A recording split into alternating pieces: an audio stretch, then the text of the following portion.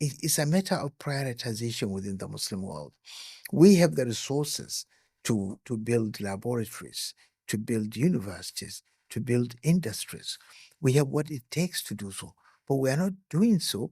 We are using the wealth that God has given us lavishly without prioritizing knowledge, and therefore we just simply throw away the money, in frivolities. And that was my concern, that Europe is where it is today, or the West is where it is in terms of technology, because they have prioritized knowledge. And who is even more entitled to prioritize knowledge more than a Muslim? Because the first 5 words that came in the Quran was not to worship, was not to pray or to do. No, the first 5 words was basically on knowledge. اقرأ باسم ربك الذي خلق خلق الإنسان من علق اقرأ وربك الأكرم الذي علم بالقلم علم الإنسان ما لم يعلم. These were the first 5 verses. And that speaks volumes of what we as Muslims should be doing. Knowledge should be our priority. Knowledge is so important to us. Without knowledge, you can't worship. Without knowledge, you can't practice Islam. Without knowledge, you cannot protect yourself, right? As a community. Without knowledge, you cannot do anything. You will not be anything. And therefore, the resources that Muslims have, and this is what I thought really we should endeavor to do, is to urge Muslim governments or Muslim authorities or Muslim communities to prioritize knowledge. And when Islam speaks about knowledge, it's not just speaking about the knowledge of the Quran or the knowledge of the Hadith. Yes, these are important because they are fundamental, but that's not where, or the knowledge of fiqh. No, Islam talks about the knowledge of society, the knowledge of science and technology, the knowledge of religions, the knowledge. Nothing is left out. Anything that is there to be known, is considered as knowledge. But of course, in Islam, knowledge comes with responsibility. It is not just something so you can do it any way. Like I remember one of our teachers was telling us, he was speaking in the context of science and arts, and I think if I remember correctly, he was saying that science can tell you what you can do and what you cannot do.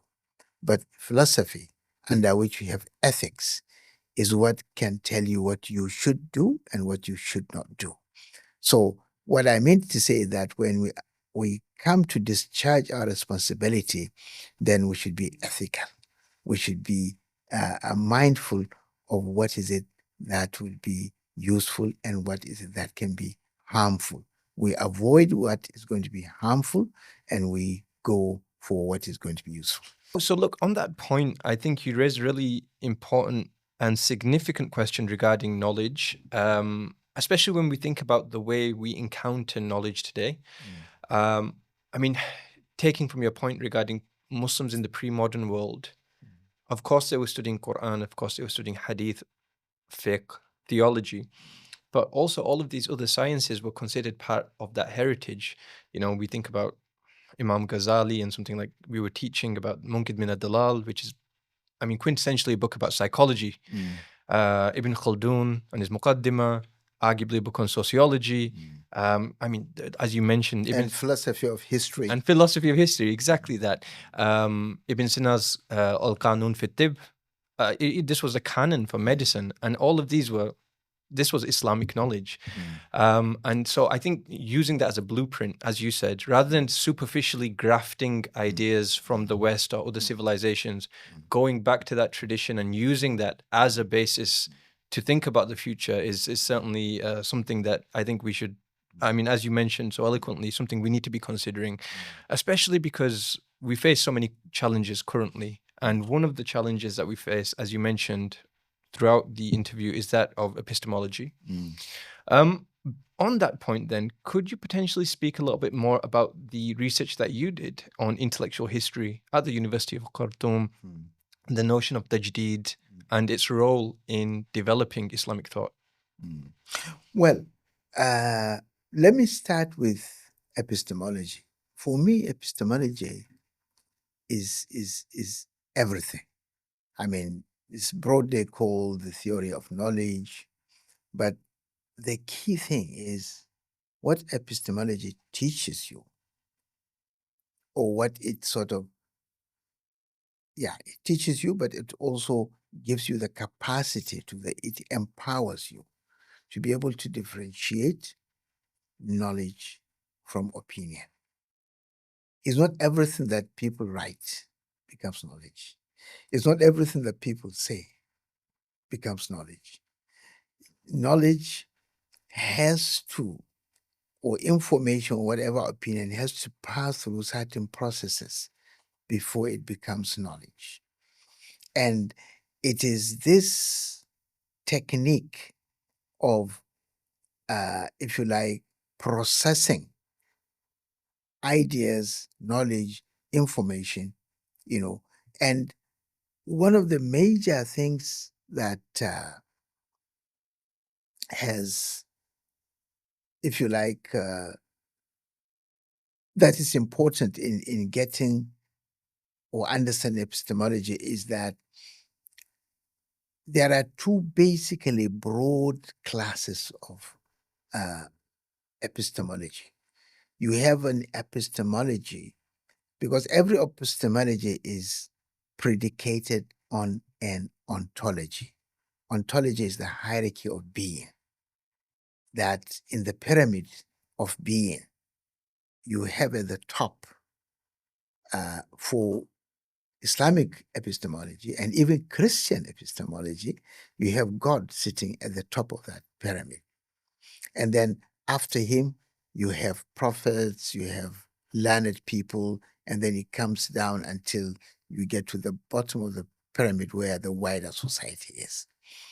Meaning that you look up to the higher authority to verify what you are, or when it comes from higher authority, it gives you the legitimacy to now say this is it.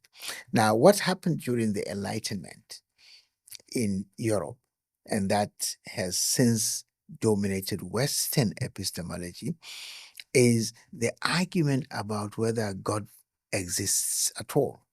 And this, if you remember, was promoted by scholars like Nietzsche, who actually declared God dead in one of his lectures. And a number of scholars went along with him. And so they created an epistemology where instead of God, this is the second type of epistemology, you have man sitting there. This is the essence of enlightenment, and that's why they call it the age of reason.